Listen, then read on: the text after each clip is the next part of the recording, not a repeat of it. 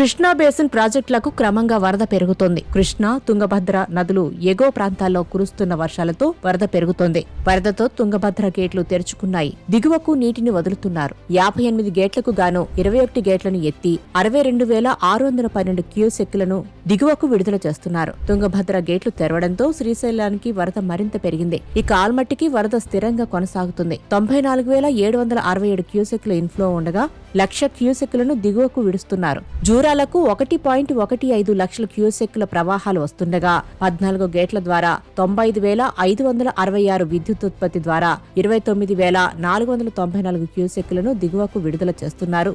Jurala project నుంచి 1,20,419 క్యూసెక్లు శ్రీశైలం జలాశయానికి చేరుతుంది. శ్రీశైలం నుంచి అవుట్ఫ్లో 67,009 క్యూసెక్లుగా ఉంది. శ్రీశైలం పూర్తిస్థాయి నీటి మట్టం 885 అడుగులు కాగా ప్రస్తుతం 876.90 అడుగులకు చేరింది. శ్రీశైలం ఎడమగట్టు విద్యుత్ కేంద్రం నుంచి 35,315 క్యూసెక్లు, కుడిగట్టు విద్యుత్ కేంద్రం నుంచి 27,830 క్యూసెక్లు విద్యుత్ ఉత్పత్తి ద్వారా నాగార్జున సాగర్కు నీరు విడుదల చేస్తుండటంతో రైతులు ఆనందం వ్యక్తం చేస్తున్నారు.